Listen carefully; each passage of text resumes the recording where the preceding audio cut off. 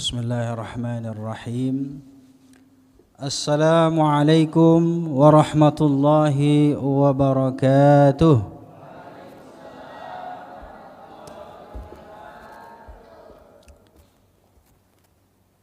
Innal hamdalillah nahmaduhu wa nasta'inuhu wa nastaghfiruh wa natubu ilaih. Wa ashhadu an la ilaha illallah wahdahu la syarika lah. Wa ashhadu anna sayyidana wa nabiyyana wa syafi'ina Muhammad sallallahu alaihi wasallam wa ala alihi wa ashabihi wa man tabi'ahum bi ihsanin ila yaumiddin. Amma ba'd. قال الله تعالى في القرآن الكريم أعوذ بالله من الشيطان الرجيم الذين يأكلون الربا لا يقومون إلا كما يقوم الذي يتخبطه الشيطان من المس ذلك بأنهم قالوا إنما البيع مثل الربا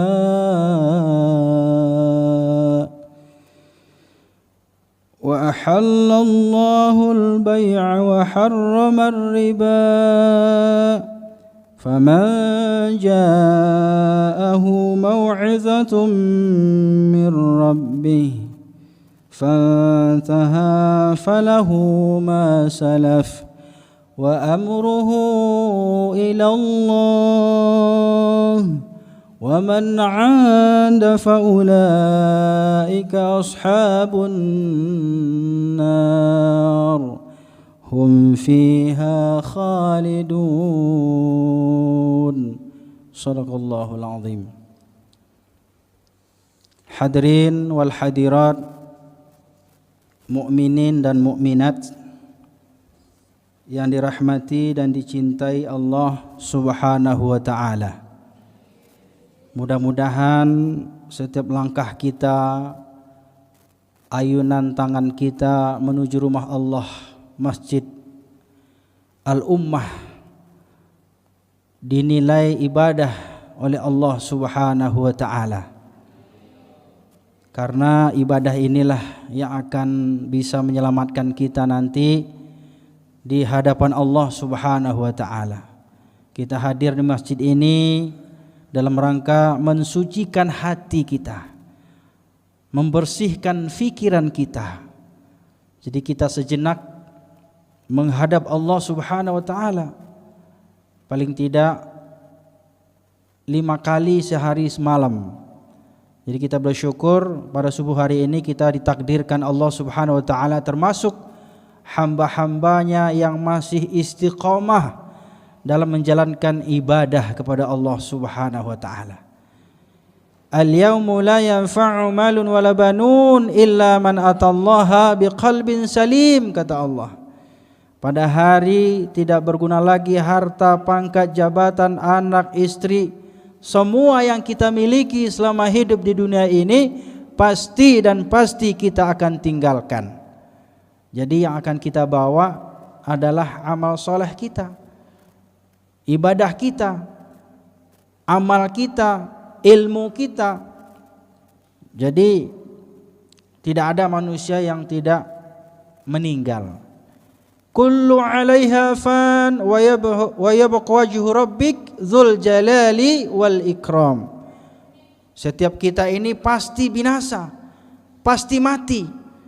Dunia ini bukan tempat tinggal, tapi tempat kita meninggal. Jadi kita bersyukur pada pagi hari ini masih diberikan kesempatan oleh Allah Subhanahu wa taala. Maka kita bacalah doa yang diajarkan Nabi. Apa doanya? Tadi saya dengar ada muadzin itu baca doa Alhamdulillahillazi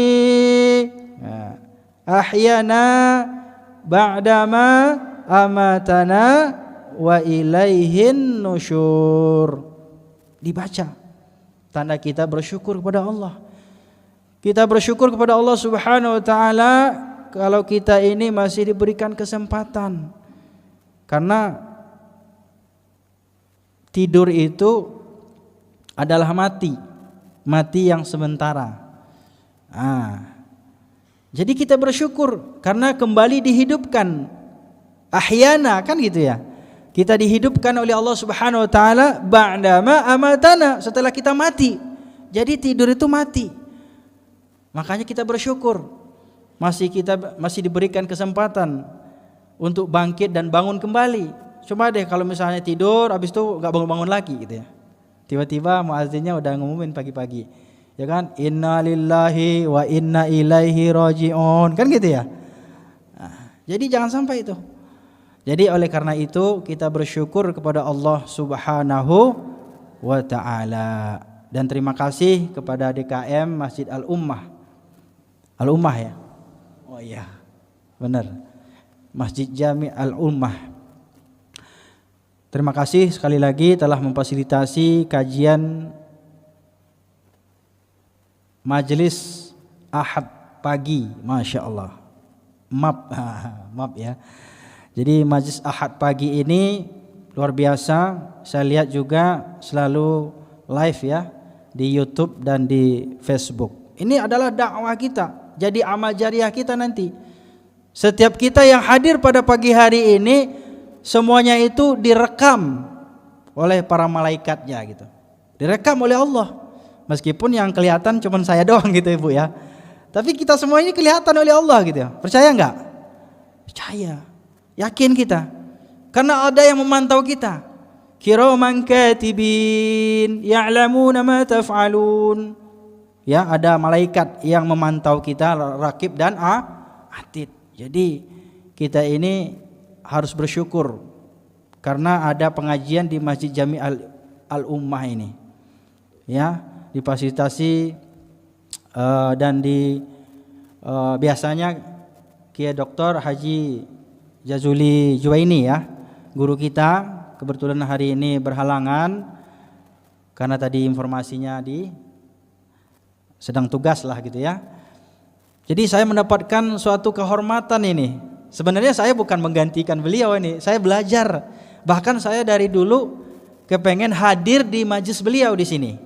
Benar, untuk ngaji ya kitab-kitab yang biasa beliau sampaikan kepada kita semuanya. Jadi pada hari ini jujur saja saya tidak akan membahas kitab yang beliau bahas karena itu adalah domain beliau kan gitu ya. Jadi murid itu adabnya, murid tidak boleh ya mengacak-acak pekerjaan guru kan begitu istilahnya gitu ya. Jadi saya akan bahas sesuai dengan topik dan tema saya sendiri. Kebetulan background saya sebagai dosen ekonomi Islam, ekonomi syariah. Jadi hari ini kita akan bahas bagaimana tentang sejarah ekonomi Islam di zaman Rasulullah ya. Dan juga bagaimana ya larangan Allah Subhanahu wa taala dan juga Rasulullah SAW tentang praktek-praktek ribawi. Nanti akan kita bahas itu. Karena ini saya memiliki suatu tujuan untuk memberikan informasi kepada hadirin jamaah yang berbahagia. Ya, karena kebetulan saya dosen ekonomi Islam di Universitas Muhammadiyah Jakarta, prodi ekonomi Islam, itu memiliki tanggung jawab ya untuk mensosialisasikan, memasyarakatkan ekonomi Islam dan mengislamkan ekonomi masyarakat. Begitu. Memasyarakatkan ekonomi Islam dan mengislamkan ekonomi masyarakat. Itu tugas bagian dari pengajar gitu. Jadi saya ucapkan terima kasih kepada guru kita juga ya, dan juga kepada DKM Masjid Al-Ummah, ketua, wakil, bendahara, sekretaris beserta jajarannya. Dan tentunya tidak saya sebutkan satu persatu.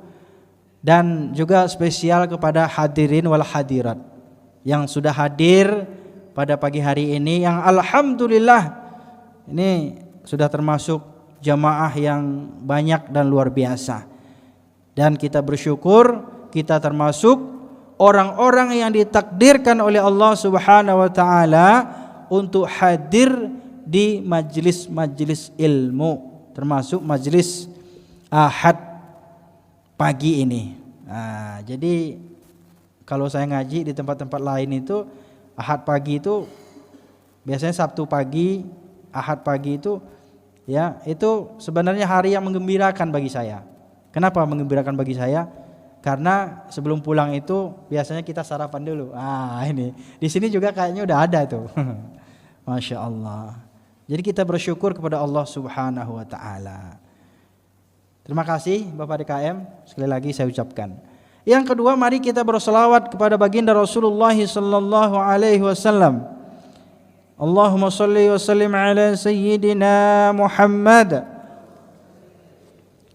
wa ala ali sayyidina Muhammad. Jadi Rasulullah itu Bapak Ibu adalah sebagai suri tauladan buat kita.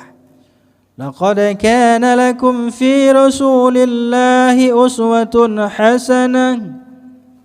Sungguh telah ada suri tauladan, contoh yang baik dalam diri baginda Rasulullah.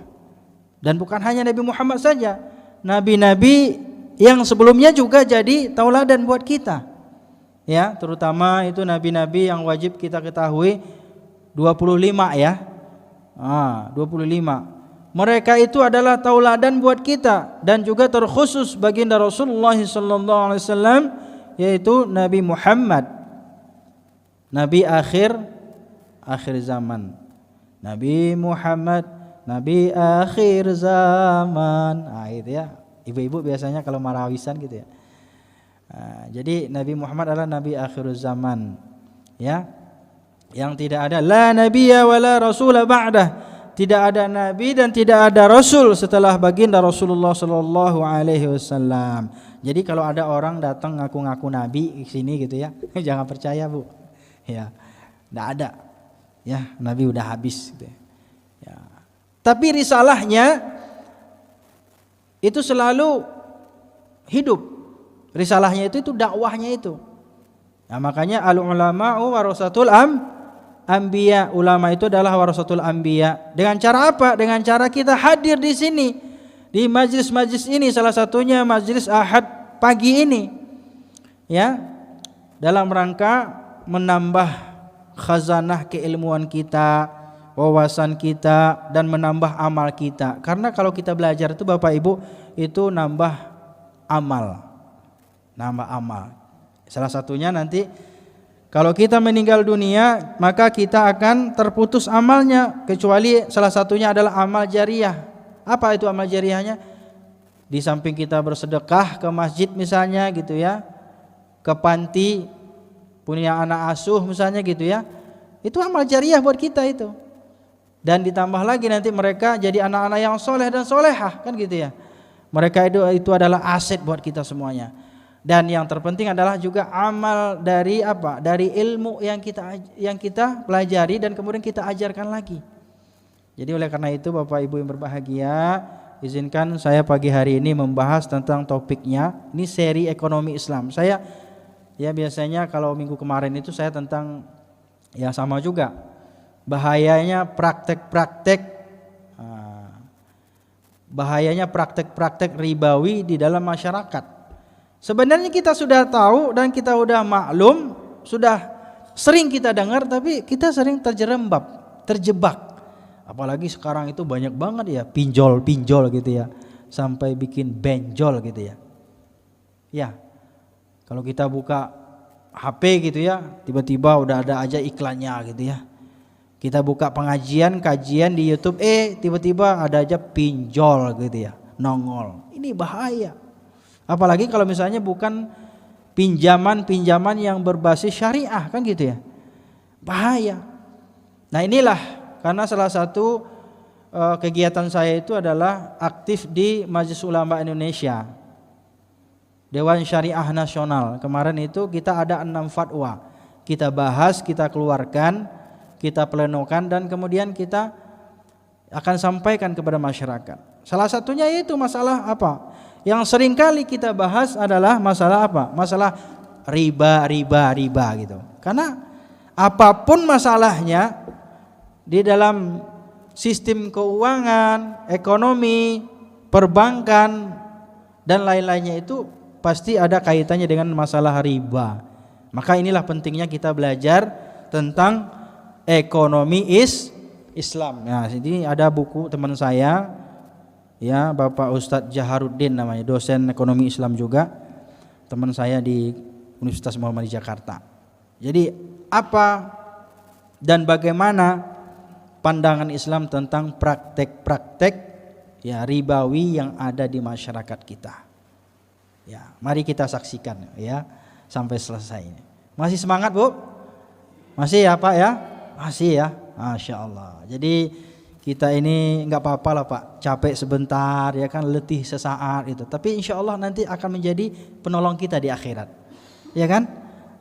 Jadi duduk aja di dalam masjid ini adalah ibadah, masya Allah. Makanya dipasang niatnya gitu, iktikaf, ya sambil kita belajar, masya Allah. Jadi ngalir terus ilmunya itu.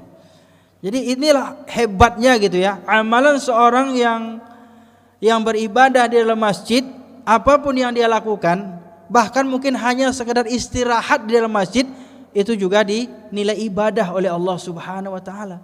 Apalagi kalau misalnya duduk ya kan, memperhatikan, rileks, santai, fokus, kita sama-sama dengarkan pengajian, masya Allah luar biasa.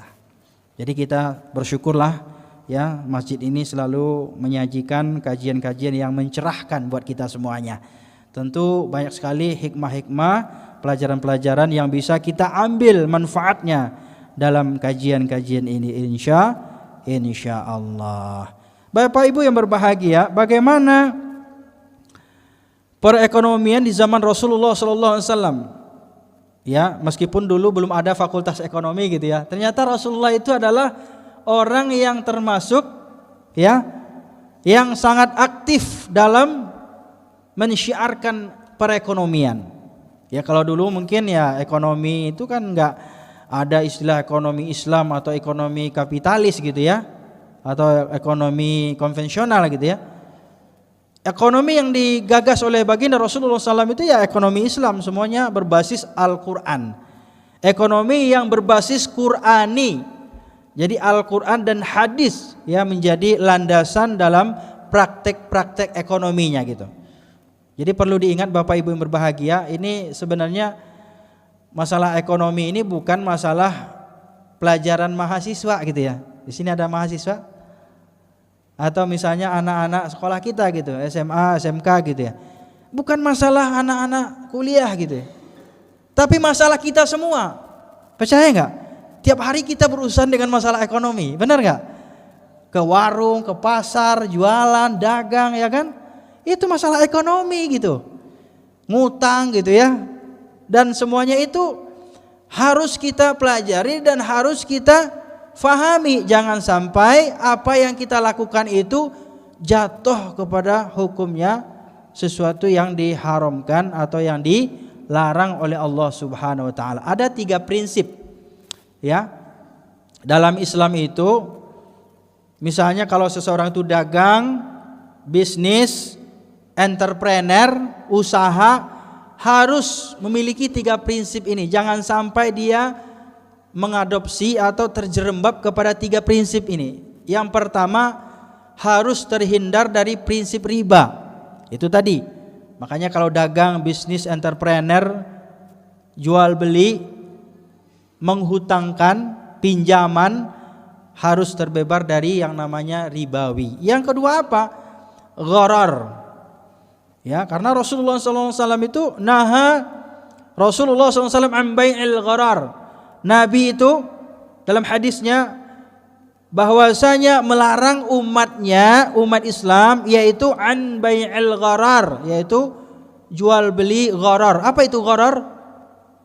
Gharar itu bukan sejenis tumbuhan Pak. Gharar itu bukan juga sejenis hewan melata, tidak. Gharar itu adalah jual beli yang tidak jelas.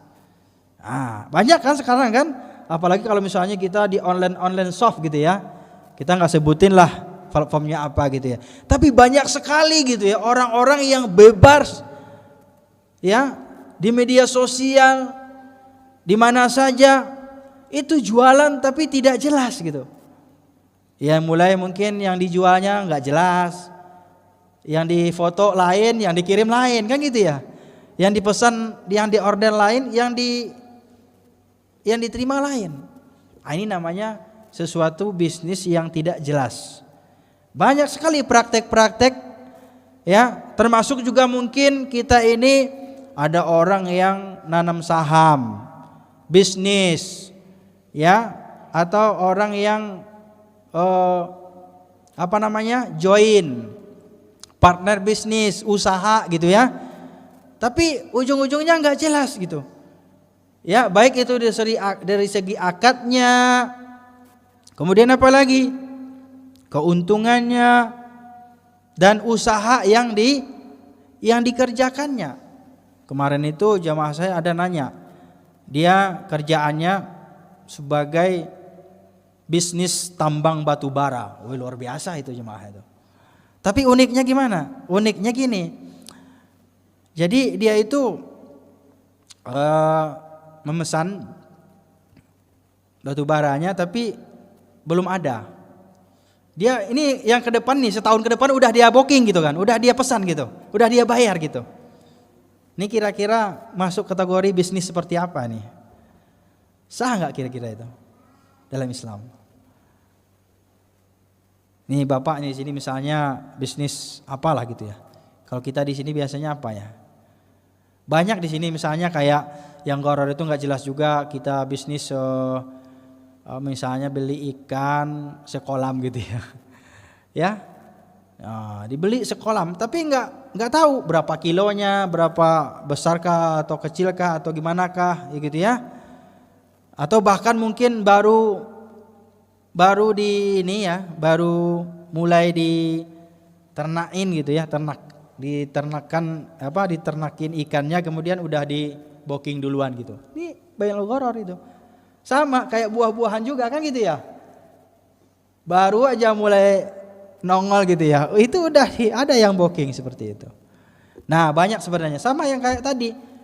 Nah, bahayanya gini Ustadz, katanya dia nanya, bahayanya gini. Kalau misalnya ya produksinya batu baranya itu sesuai dengan harapan, saya jadi untung. Tapi kalau nggak sesuai, barangnya nggak dikirim, itu saya rugi katanya. Ah, itu gimana? Itu namanya bai'ul gharar, nggak jelas. Jadi Rasulullah itu melarang. Ya, kita ini di masyarakat banyak, nggak usah lah kita ngomongin batu bara, terlalu ketinggian gitu ya. Kita ngomongin pasar aja lah gitu ya. Banyak juga kan? Nah, nih kita mau pesan ini nih, ini duitnya. Kan kita kasih duitnya dulu biasanya. Padahal barangnya belum tentu ada nih. Ya, belum jelas nih. Entah ada atau mungkin ada tapi kualitasnya nggak sesuai dengan harapan. Ini gharar juga. Jadi sebaiknya dagang itu, bisnis itu ya memang itu tadi. Apa caranya gimana? Yaitu iyadun biyadin. Jadi langsung cash. Tangan ke tangan kan gitu ya. Saya misalnya beli barang mereknya A misalnya kan. Ya udah, saya ambil barangnya, berapa harganya? Kalau nggak cocok ya kita tawar gitu ya. Kalau kemahalan kita tawar. Kalau kita nggak sesuai ya kita tinggalkan. Kan begitu ya. Nah itu sebenarnya dagang yang real itu. Ya, tapi memang banyak ya sekarang ini kan zaman eranya digital ya, modern. Bahkan sekarang dagang itu kan cukup dengan angka-angka aja kan gitu ya. Ya, trading namanya kan gitu ya. Tapi yang paling penting itu Bapak Ibu yang berbahagia, apakah ini trading ini sesuai dengan aturan syariah atau masuk nggak, dilindungi nggak oleh OJK, Otoritas Jasa Keuangan gitu. Itu penting. Ya. Nah, kemudian apa lagi? Yang terpenting lagi adalah bahwa bisnis atau dagang yang kita perjualbelikan itu harus mengandung apa? Yang ketiga. Yang kedua gharar tadi. Prinsip yang ketiga apa? Terbebas dari maisir. Maisir ini kalau kita lihat dalam Al-Quran itu kan ya Allah Subhanahu wa taala apa? Ya, melarang ya. Ya. Allah Subhanahu wa taala melarang orang-orang yang beriman itu ya berlaku apa? Berlaku maisir. Maisir itu kayak judi lah gitu ya. Tapi ada juga dalam perdagangan itu judi kan gitu ya. hitung-hitungan gitu, nasib-nasiban gitu ya. Nah kemarin kan kita udah tahu tuh dalam berita gitu ya, banyak yang ditangkap karena trading ternyata isinya judi, kan gitu ya. Nah itu, jadi banyak sekali. Inilah pentingnya kita, karena semakin hari semakin maju dan dunia perdigitalan ini semakin canggih. Bisa saja yang hari ini ibu-ibu atau nenek-nenek yang nggak ngerti tentang trading, besok-besok bisa jadi dia trading juga gitu. Paham nggak trading itu? Ya kayak bermain ini juga, main saham gitu ya. Ya, jual beli online tapi dia cuman angka-angka aja gitu ya. Pasang sekian nanti dapat keuntungan sekian dan segala macam. Kalau kita rugi lagi nggak untung ya habis uang kita hilang gitu. Itu maisir. Itu maisir. Jadi oleh karena itu untung-untungan, nasib-nasiban itu berarti kan maisir. Dan bahkan itu tadi ya, orang-orang yang senantiasa mengandung perbuatannya itu maisir atau dagangnya, bisnisnya itu sama saja seperti apa? Orang-orang yang mengikuti syaitan. Maka oleh karena itu tinggalkan itu. Tinggalkan ya, kembali kita kepada Al-Qur'an yang telah memberikan aturan kepada kita.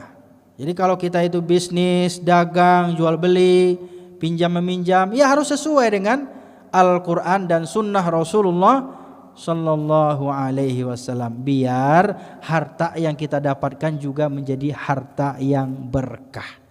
Halalan thayyiba. Jadi halal dan baik. Karena banyak itu kadang-kadang kita ya, Ustadz nyari yang halal ya, cari yang haram aja susah gitu ya. Apalagi yang haram kan gitu ya. Yang nyari yang halal, yang haram aja susah, apalagi yang halal gitu ya. Makanya kemarin juga ada yang kedapat gitu ya. Orang yang jual itu yang itu BBM gitu ya. Kedapat curang sampai miliaran gitu. Bayangkan itu. Jangan-jangan kan gitu ya. Bukan hanya satu aja gitu. Nauzubillah. Jadi maksud saya gini, orang kalau dagang, bisnis, usaha, kalau tidak ada pakemnya, tidak ada kontrolnya agama, Islam, Quran, hadis, maka dia dagangnya semaunya dia aja. Yang penting saya untung, kan gitu ya. Masa bodoh orang jadi buntung, masa bodoh orang jadi rugi. Yang penting saya untung. Inilah sistem perdagangan jahiliyah itu, ya kan? Jahiliyah begitu. Ternyata di zaman Rasulullah itu ya telah diajarkan bagaimana, telah disampaikan bagaimana perdagangan, bisnis, jual beli yang dilarang oleh Allah Subhanahu wa taala dan baginda Rasulullah sallallahu alaihi wasallam. Salah satunya adalah tadi apa? Yaitu mengandung ribawi, yang kedua bai'ul gharar, yang ketiga adalah maisir. Nah, sebenarnya kalau kita tambahkan lagi yaitu menjual barang-barang yang diharamkan atau yang berbahaya. Nah, banyak itu sekarang itu kan. Ya. Alkohol misalnya gitu ya, dan barang-barang yang lain lah gitu. Banyak sebenarnya kalau kita inventarisir satu-satu itu panjang sekali. Jadi Bapak Ibu yang berbahagia, jadi bagaimana Rasulullah SAW itu, Rasulullah konsep ekonominya adalah ekonomi yang berbasis Qur'ani, Al-Quran dan hadis gitu. Apakah bisa mungkin kita lakukan? Bisa, nggak ada yang tidak mungkin, asal kita mau. Misalnya dimulai saja dari bank. Nih Bapak Ibu nih, ya kita nggak menyindir siapa yang masih menggunakan itu atau siapa yang masih ngeyel gitu, tidak. Tapi maksudnya dari bank saja kita bisa, ya. Bagaimana caranya supaya prinsip perbankan atau bank yang kita miliki itu secara Islami, paling tidak kita hijrah dari bank konvensional ke bank syariah. Penting gitu. Makanya mulai dari tabungan kita, ya, ATM kita, mulailah kita buka bank-bank syariah. Dan ini saya memiliki kepentingan untuk menyampaikan itu karena saya dari Dewan Syariah Nasional Majelis Ulama Indonesia. Bisa dicek di apanya? Di websitenya itu. Jadi kita ada beberapa orang di situ. Ya, bukan beberapa orang, ratusan orang di situ, ulama-ulama se-Indonesia, terutama di Jakarta dan Jabodetabek sekitarnya gitu ya. Itu berkumpul para ulama-ulama ya dari berbagai disiplin keilmuan, ya berbagai macam keahlian dan juga disiplin kompetensi dan standarisasi ya keahlian yang mereka miliki itu berkumpul untuk merumuskan itu fatwa-fatwa agar apa? Agar umat Islam ini menjadi praktek-praktek ekonomi yang dia miliki selama dia hidup di dunia ini itu berbasis syariah gitu. Nah, makanya nanti ada fatwa-fatwa mulai dari masalah dagang, jual beli, ya, bisnis, kerjasama dan lain-lainnya. Terus apa yang membedakan ekonomi yang diusung oleh baginda Rasulullah SAW itu dengan ekonomi yang umum gitu ya? Di antaranya adalah kalau bisnis yang diusung baginda Rasulullah itu adalah prinsipnya adalah as-siddiqu. Apa itu? Jujur. Atau lebih disingkat dengan staff. Harus memiliki prinsip ini. Apa itu staff?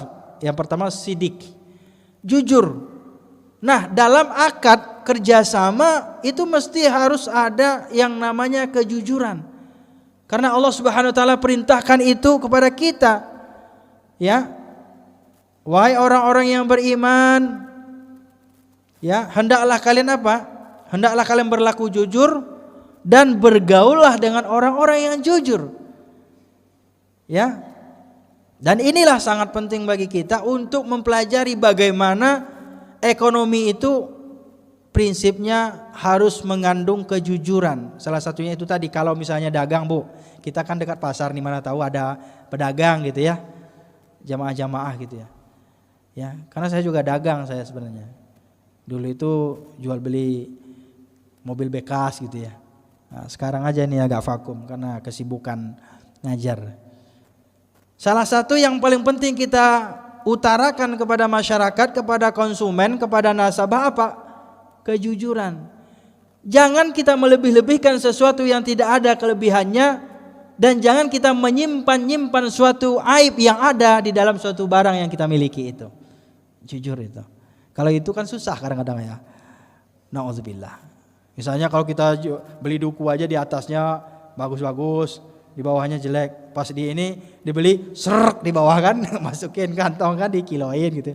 Dan itu real, saya survei sendiri dan saya jadi korbannya. Mau saya komplain nggak enak, tapi ya begitulah, ya ada begitu, ada banyak, ya. Jadi inilah yang paling sulit dalam kehidupan kita itu berlaku jujur, ya.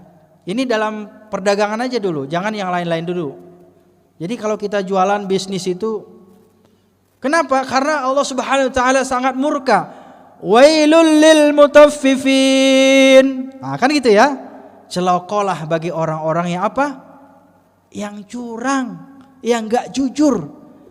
Masya Allah, kita ini ya Allah, banyak sekali yang enggak jujur. Ya. Dagang apa aja kadang-kadang kita menghalalkan berbagai macam cara. Lupa kita bahwa yang kita hasilkan itu kan buat anak istri gitu. Masya Allah.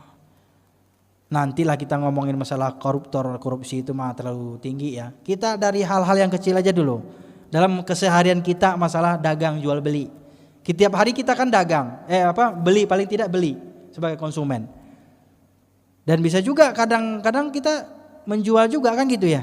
Seringkali kita membungkus sesuatu dagangan kita itu, barang yang kita miliki itu sesuatu dengan ya iming-iming atau sesuatu yang berlebih-lebihan sehingga orang tertarik kan begitu ya.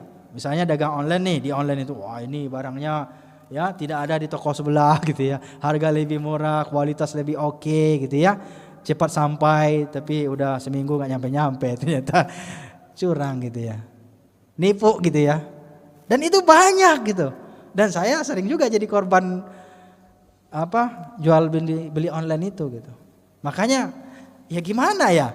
Semua kita ini kadang-kadang kalau ya enggak merugikan orang lain, kita yang dirugikan. Itu udah menjadi sunatullah gitu dalam kehidupan kita ini. Seringkali dalam masyarakat, ya dalam perdagangan itu ya itu tadi, kita tidak bisa memberikan informasi sesuai dengan kondisi. Nah, ini penting banget. Jadi itu yang pertama dari staff tadi ya, staff. Jadi staff itu sidik. Yang kedua apa? Tablik. Nah itu tablik, itu kan transparansi, jelas informasinya. Makanya kalau kita misalnya dagang, jelaskan. Ini dagangnya kalau yang kelebihannya ini kalau kekurangannya begini, kan gitu ya. Jangan cuman kelebihan doang, kekurangannya ditutup-tutupin, nggak boleh. Jadi transparansi. Rasulullah itu dagangnya hebat. Misalnya begini Pak ya. Nah, nih Bu, kalau Rasulullah itu berdagang misalnya, nih kain saya beli nih misalnya 100.000, ya kan? Nah, saya modalnya 100.000, kemudian saya mau jual misalnya 110.000. Terserah ibu deh. Kalau mau ditawar, yang penting saya ya ada kelebihan. Kan begitu ya? Tapi apa yang terjadi Bapak Ibu berbahagia, setiap bisnis Rasulullah itu selalu mendapatkan untung berlipat-lipat ganda. Yang cuman tadi 10.000, yang target yang dia ingin gapai, ternyata karena kejujurannya itu orang malah seneng. Ya udah kalau gitu saya beli, ini belum jadi nabi ya. Sebelum jadi nabi. Karena Rasulullah itu adalah seorang pedagang, businessman, seorang entrepreneur. Jadi salah satunya itu transparansi. Jadi kalau kita udah jelasin apa kelebihannya dan kekurangannya, orang kan jadi respect kepada dagangan kita. Kalau kita nggak jelasin atau kita curang, nyembunyiin aib-aib dagangan kita, paling cuma sekali itu doang orang mau beli sama kita gitu. Besok nggak mau lagi, nggak mau situ. Ya kemarin juga saya beli situ busuk semua isinya, kan gitu. Jelek gitu. Nauzubillah. Jadi oleh karena itu, itulah pentingnya kita memahami bahwa dalam dagang, dalam bisnis itu kan bagian dari ibadah juga Bapak Ibu. Ibadah itu. Makanya perlu ditanamkan sifat sidik itu dan yang kemudian transparansi. Yang ketiga, ya. Yang ketiga itu adalah amanah. Nah, ini amanah nih. Nah, biasanya kan kita dititipin amanah, ya kan? Bisnis itu amanah, semuanya amanah. Dagang amanah, harta amanah, semua kekayaan amanah.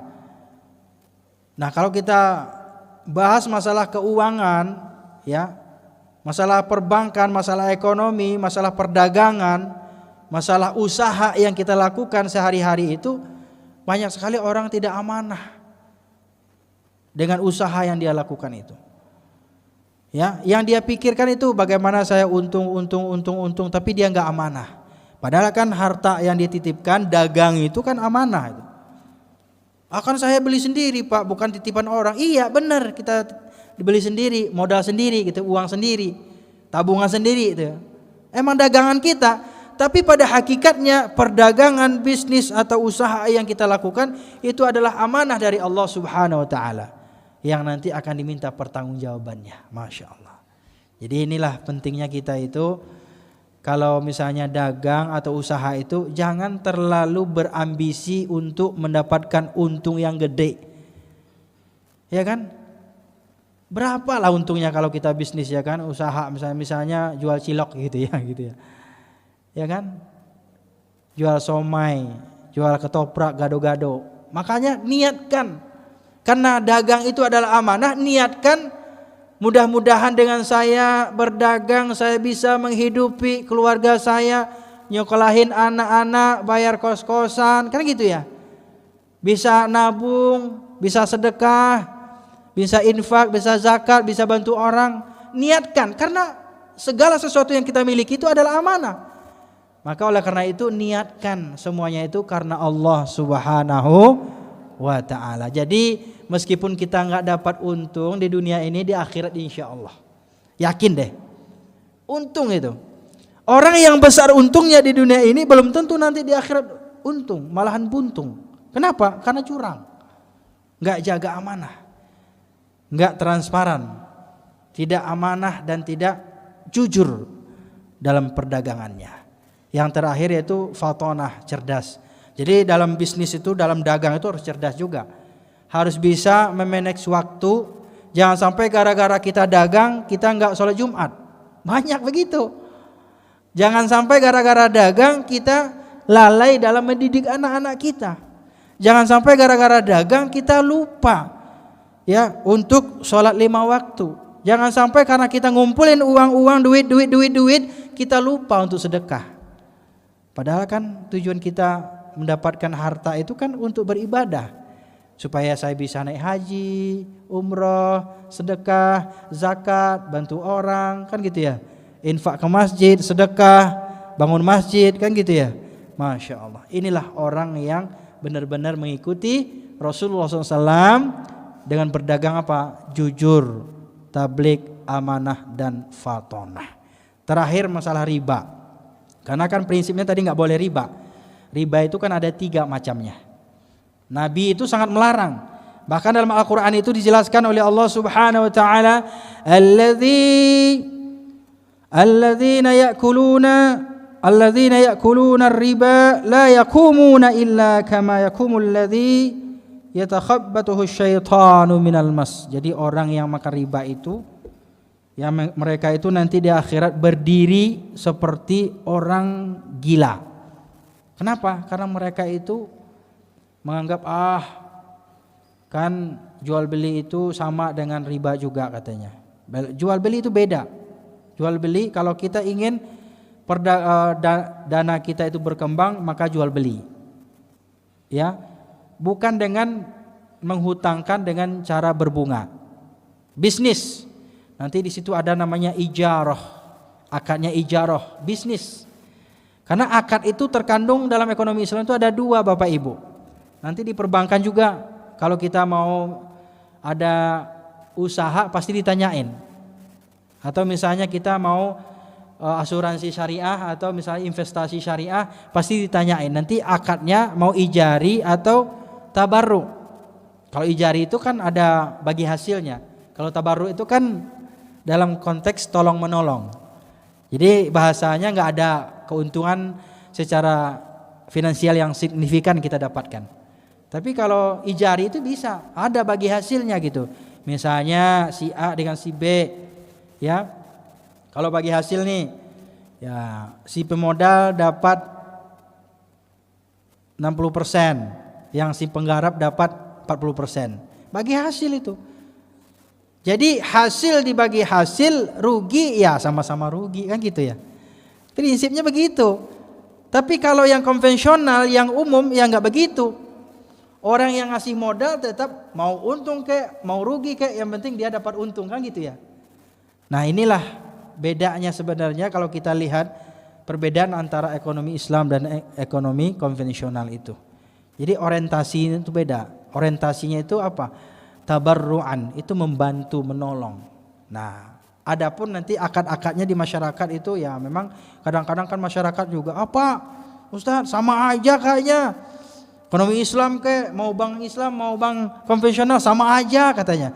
Enggak sama. Cuma beda di akad doang. Iya emang. Bedanya di mana? Ya di akadnya. Kan cuman akad doang. Jangan kira cuman akad doang. Kita ini halal laki dan perempuan itu apa? Karena apa? Karena akad. Benar enggak? Kalau enggak zina kan gitu ya? Sama. Kalau kita ngomongin masalah akad di perbankan syariah, di dalam lembaga keuangan atau dalam perdagangan, dalam bisnis, ngomongin akad itu adalah hal yang amat penting kita utamakan untuk dibahas gitu. Mau seperti apa nih keuntungan yang mau kita bagi? Mau 50-50, oke nggak ada masalah. Yang penting pada prinsipnya jangan ada yang dirugikan antara satu dengan yang lainnya. Kalau prinsip Islam begitu. Ya, jadi inilah Bapak Ibu yang berbahagia. Jadi jangan sampai kita mengira kan cuman akadnya doang yang beda, produknya itu juga kan gitu ya. Cuman namanya doang yang beda. Ya kan? Tapi kalau prakteknya gitu-gitu doang. Ini yang perlu kita dalami dulu. Di mana perbedaannya? Kalau memang karena akad perbedaannya, jangan kira, jangan sepelekan, jangan rendahkan akad itu. Kenapa? Itu tadi. Bandingkan aja. Kita halal laki bini suami istri itu karena akad. Jadi jangan sepelekan. halalnya harta kita atau haramnya itu ya juga karena akad itu juga. Terlepaslah ada oknum-oknum yang mungkin produk-produknya yang tidak sesuai dengan syariah tadi, padahal labelnya syariah, kan begitu ya. Nah ini oknum saja. Jadi oleh karena itu orang-orang yang memakan riba, waktunya tinggal 5 menit lagi, itu adalah seperti orang yang berdiri dan kemudian gila. Jadi seperti orang gila gitu. Di mana di akhir kelak nanti, ya. Mereka menyamakan saja, akan sama aja Pak. Nggak boleh kita nyamakan seperti itu. Antara yang syariah dan konvensional nggak sama. Jelas nggak sama. Ya. Kemudian apalagi orang-orang ketika ingin mendapatkan keuntungan dalam perdagangan, caranya gimana? Yaitu adalah dengan salah satu berjual beli dengan konsep sidik, tablik, amanah dan fatonah. Wa ahlallahu al-bai'a wa harramar riba. Allah Subhanahu wa taala menghalalkan jual beli dan mengharamkan riba. Ya mengharamkan riba.